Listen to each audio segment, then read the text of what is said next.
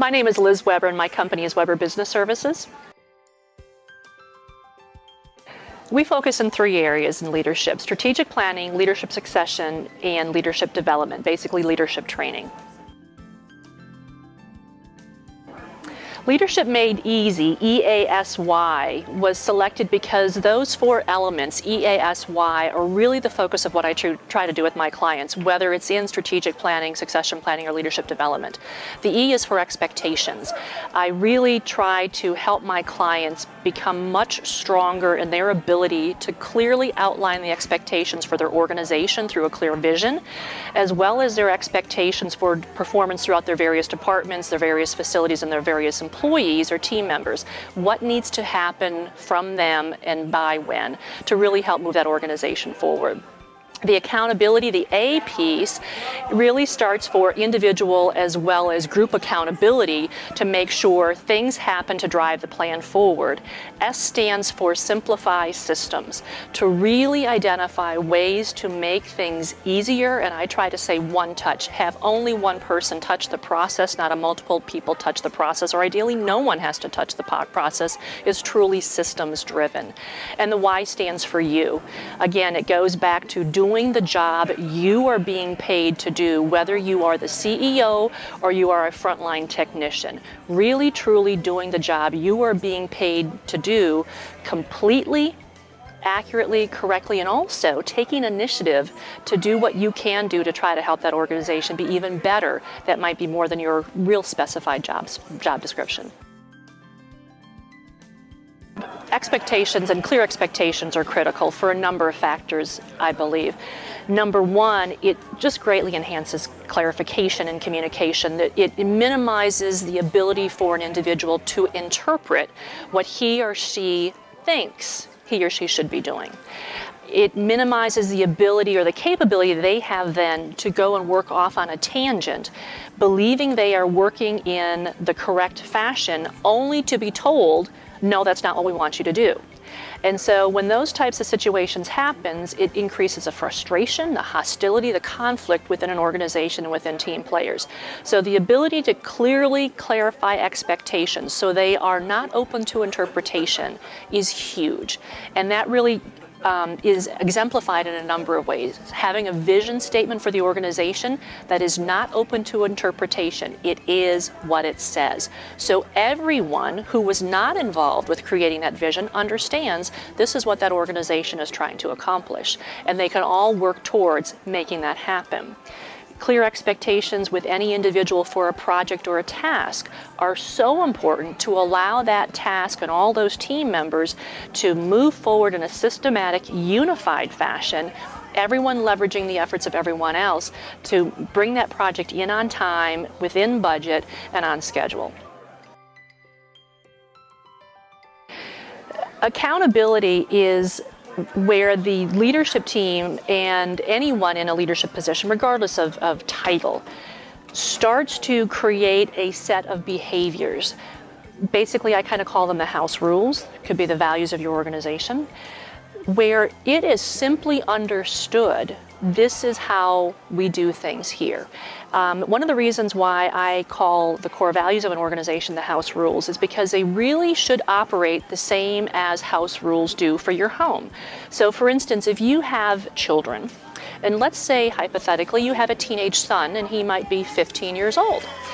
If he has a party at your house when you're not there and invites several friends over and they have a couple kegs of beer, and you happen to come home and your son is drunk, there are strangers in your house, there's beer all over the place, are you going to give your son a hug and a kiss, or are you going to give him the look? And for most parents, you just give him the look and he knows, I've messed up. Well, accountability in an organization, when leaders are very clear, here's what we do here in order to work well together as team members to get things done and to work in a very cohesive and even relaxed manner, is we just all understand the standards of behavior that are acceptable here and that are not acceptable here. So when someone behaves in a way that's not acceptable here and they're doing things that are not delivering on their own promises, sometimes all you have to do is just give them the look, or you just have to ask them, you said you'd have it to me. Is there some reason why I didn't get that particular project on time? And they just know they started to violate the house rules. And it's one of those things like the rules of the house where it just evolves over time. You just start laying out what you're going to hold people accountable for and to, and if people agree with that, they will move towards it. If they don't like that kind of clarity and those kind of standards, then your organization is not the right organization for them. Simplify systems is so important in a leadership capacity, and being able to identify ways to simplify systems for others, to minimize their frustration, to obviously eliminate the waste, but also to identify ways to be smarter in how we do the work we do to keep people engaged. Because if a process is too frustrating, people don't look forward to come to work. They don't want to deal with it because it's a headache, it's a nightmare. But if you can identify ways and help the employees be comfortable in identifying ways themselves to simplify systems, they are continually then getting into a mindset of always identifying, how can I do this better? How can I do that better? And they never just settle. They never get comfortable. They never kind of go flat. They're always looking to improve, even a minor little twist. Little tiny things make big changes. And so simplifying systems is a way to keep employees engaged, to minimize waste, to obviously cut costs, to improve efficiencies, but really also help with a culture change of getting people to be part of the solution and not just a problem regurgitator per se. The why in the E.A.S.Y is for you in whether or not you are the CEO of the organization or you are a frontline technician or customer service rep.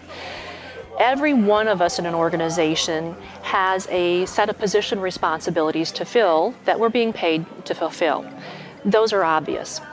But for many individuals in leadership positions, you also have some unwritten responsibilities, and those responsibilities are also expectations of other people to be approachable, to develop and engage those around you, to create an environment that people want to be a part of. Those are also part of your responsibility to do your job.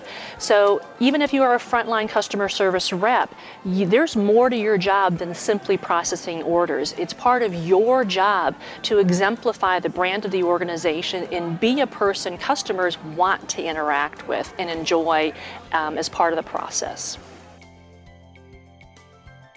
To bring the Leadership Made Easy process into an organization, we do three things typically.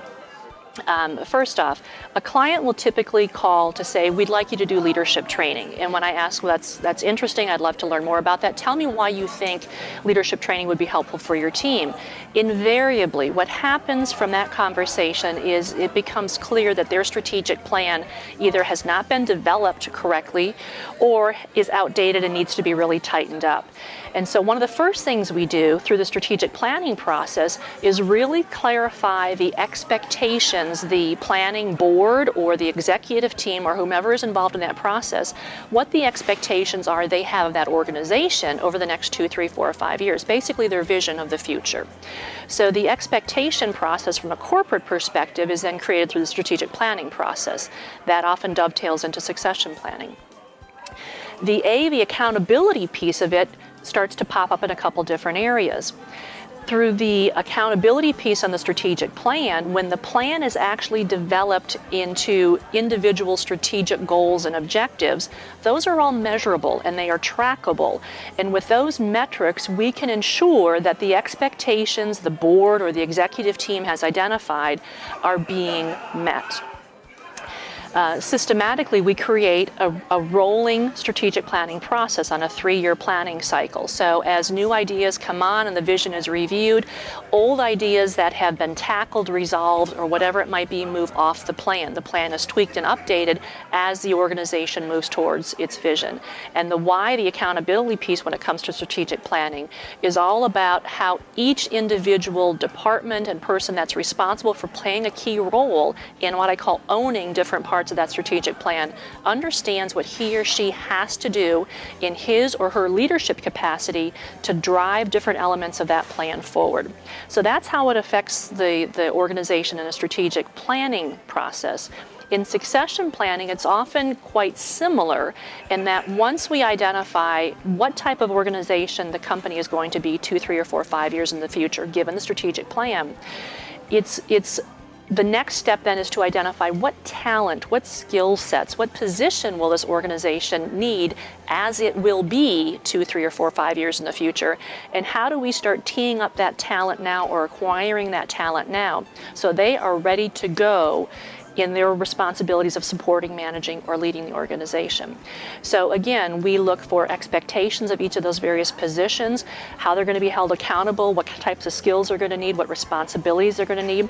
How do we revamp and tighten up some systems to allow them to do their jobs more effectively going forward? And then what each of them, what each you of them will need to do to really also help fulfill their position responsibilities as their positions will have changed going forward. And then the third component piece, the leadership training piece, is a leadership training curriculum supplements how to implement the strategic plan. So whatever plan they've created, the training program helps them learn different leadership capabilities and skills to implement that strategic plan. So obviously parts of those leadership training modules outline different elements of how to clarify expectations, how to provide feedback, how to write goals with employees or for departments. The accountability piece, again, is how do you work with your team members and coach team members to help them with their performance. When you do have to have performance conversations and realignment conversations, how do you do that? How do you hold yourself accountable as a manager? How do you better manage your own time? How do you streamline and simplify different processes and procedures and things like that? And again, the why piece of it for every individual in the leadership team that goes through training, how do you as an individual become a stronger leader? It's all about everyone becoming very, very clear in what this organization is trying to do, how they are an integral part of that team, and how they can help that organization and themselves grow and evolve over the next several years. My company is really committed to Leadership Made Easy, making it as easy and understandable for leaders as possible because it is a lot of responsibility, there's a lot of stress, there's a lot of pressure. But if you simplify it and look at it logically, leadership can be made easy.